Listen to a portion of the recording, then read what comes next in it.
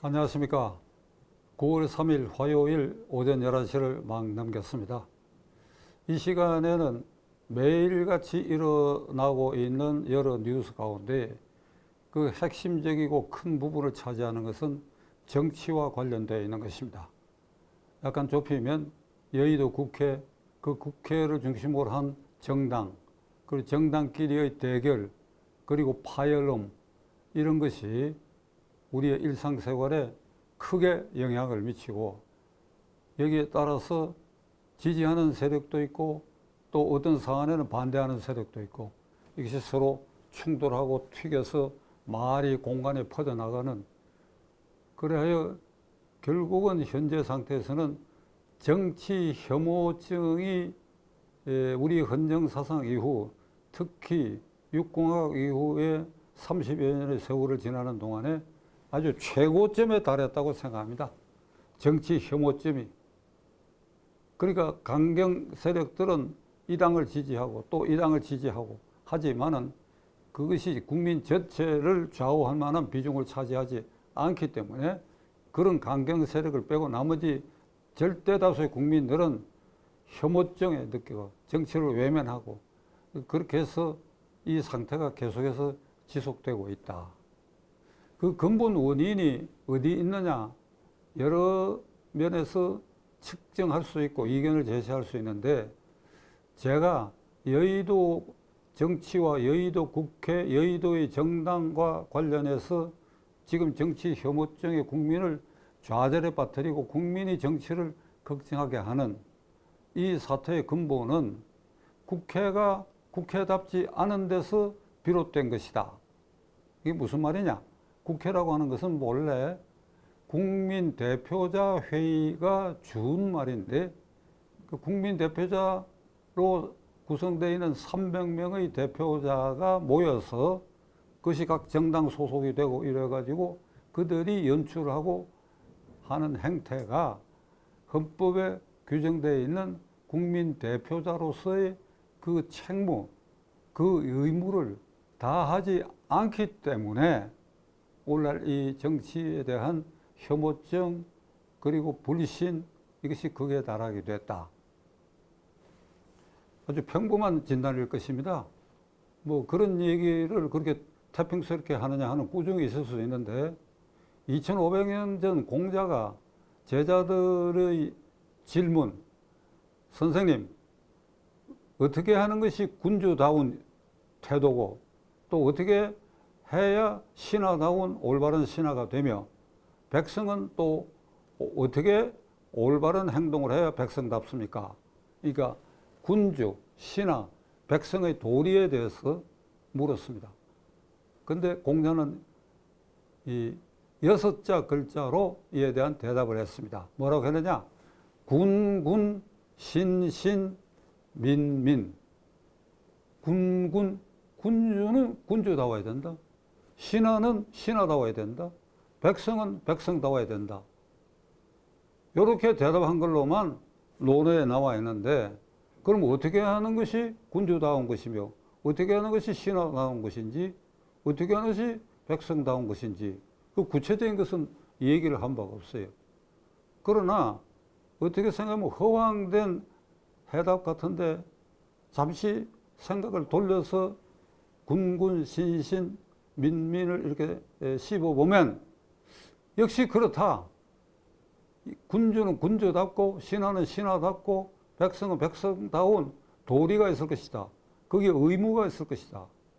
마찬가지로 오늘날 국회를 중심으로 한 정당과 국회의원 사이의 이 갈등과 부딪힘, 이 사태는 결국은 국회는 국회다워야 되고 국회의원은 국회의원다워야 되며, 이를 바라보는 국민은 국민다운 태도를 취해야 된다. 여기에 귀결된다고 생각합니다. 한 10여 년 전 일입니다.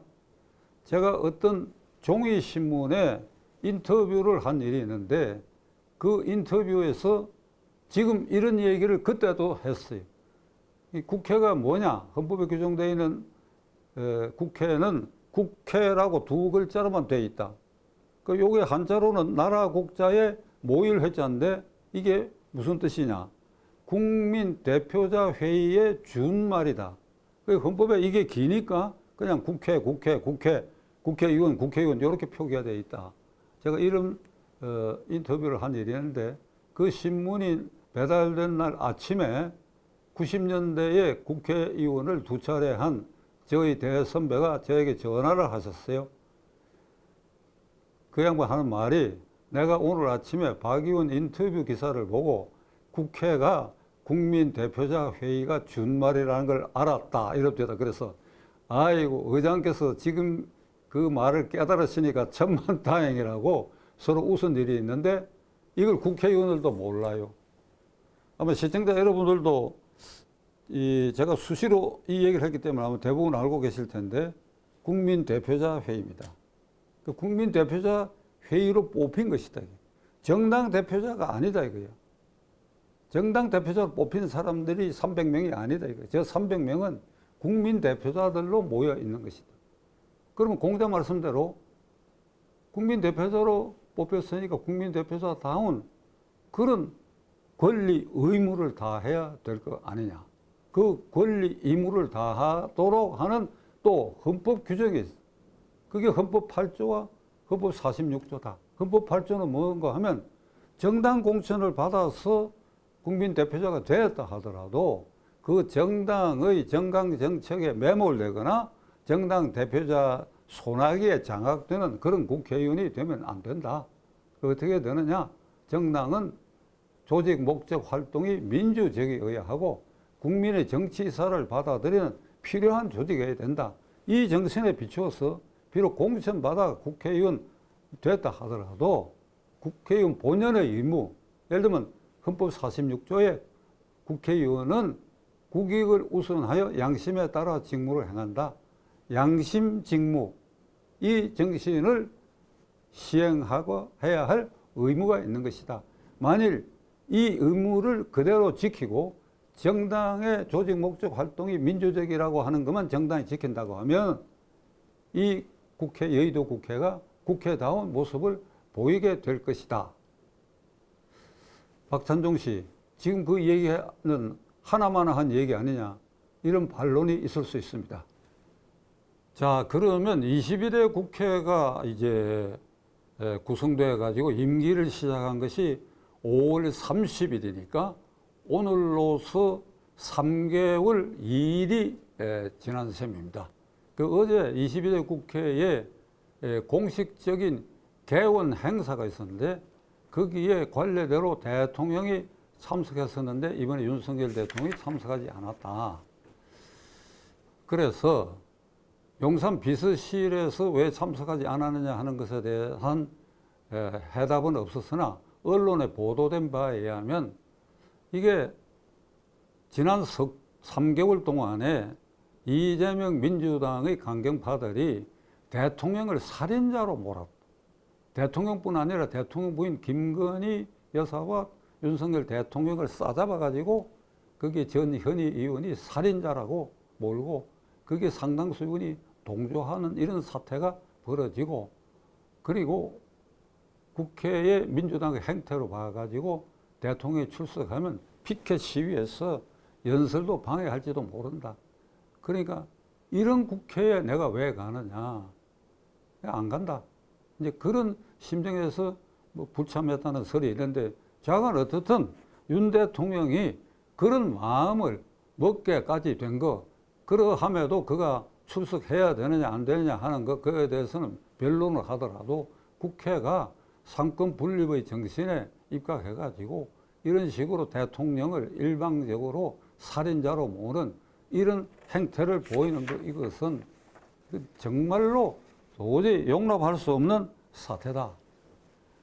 다음으로 저는 이 22대 국회, 뭐 21대 국회도 마찬가지고 그 전전 국회도 마찬가지인데 특히 이 22대 국회 구성의 300명이 국회의원이 생산되게 된 과정을 보면 역대 어떤 국회보다도 이것이 철저하게 민주당은 대표 1인의 독재적 당권 행사에 의해서 민주당 국회의원들이 공천이 됐고 그렇게 해서 국회에 진입을 해가지고 지난 석 달 동안 완전히 이재명 사법처리의 방탄에 매몰돼 가지고 그 일환으로 전현희 의원 같은 사람이 터무니없이 아무런 인과관계도 없는 일을 두고 윤석열 대통령 부부를 살인자로 모는 이런 극단적 행태가 된 것은 오로지 1인 독재 권력에 의해서 생산된 국회의원들이다 이거예요.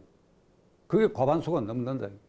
다음으로 비례대표를 보겠어요. 40여 명인데 이 비례대표 이 전부가 위헌적 절차와 방법에 의해서 선출된 것입니다.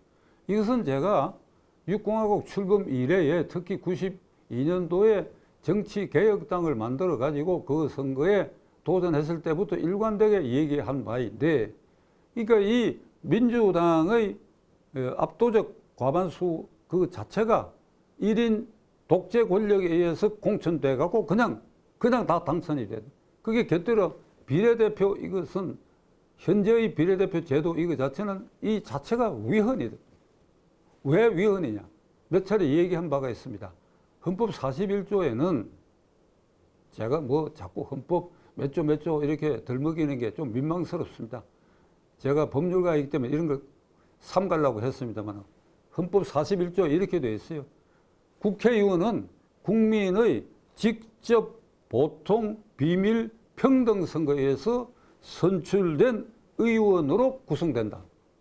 이 말은 뭔가 하면 국민이 투표로 찍어서 그래서 그 다수표를 얻는 사람을 국회의원으로 뽑는다 이 말입니다. 직접 찍어야 된다.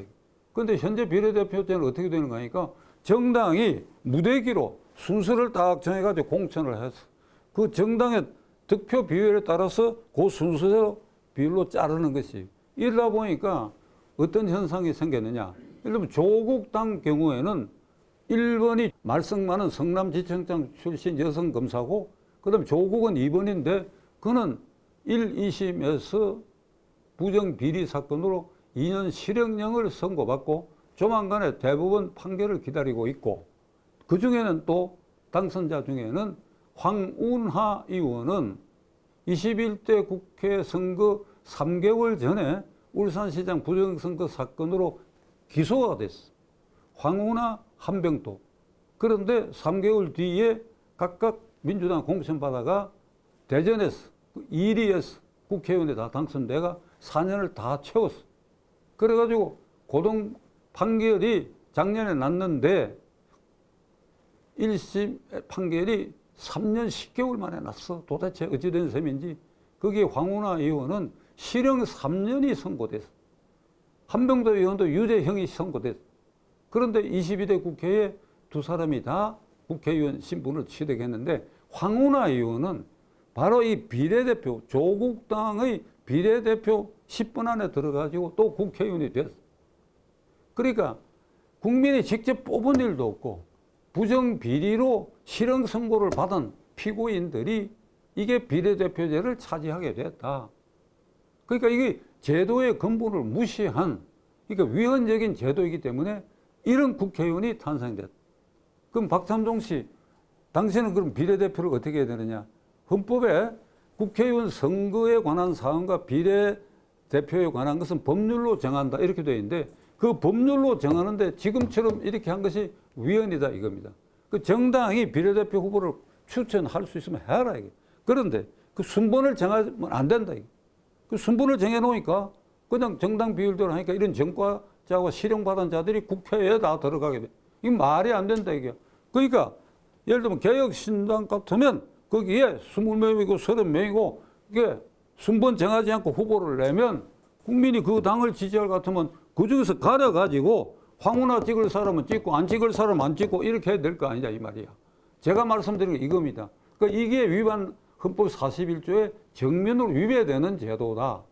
이런 이 전과자 집단까지도 포함된 이 22대 국회, 뭐 21대 국회도 마찬가지지만은 이걸 어떻게 우리가 국민대표자 회의라고 실질적으로 인정할 수 있겠느냐? 이거 기가 차고 어이가 없는 일이다.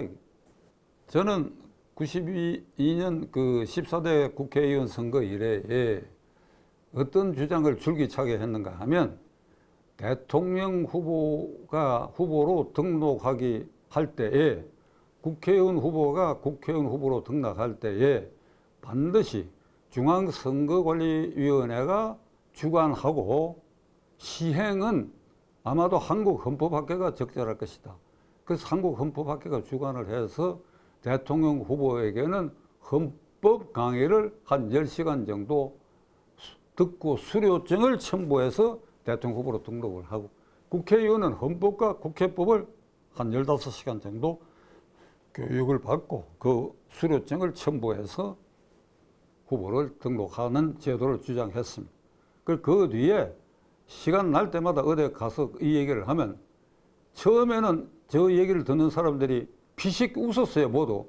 제가 그 얘기하면 와 소리는 안 나도 빙긋이 모두 웃어요. 그러면서 어떤 분은 그게 가능한 일이냐 이렇게 질문을 한 일도 있어요. 가능하지요. 대통령 선거법과 국회의원 선거법의 의무조항으로 넘어가는 것이다. 그런데 최근에 와서 어디 가서 이 얘기를 하면 이게 싱긋이 웃거나 그게 될 턱이 있느냐 이런 표정을 지나는 사람이 없습니다. 아마 그렇게 하는 것이 좋겠다고 다들 생각하는 것 같아요. 이제 이렇게 이제 국민의 의식도 변해가고 있는데, 자, 결론 내리겠습니다.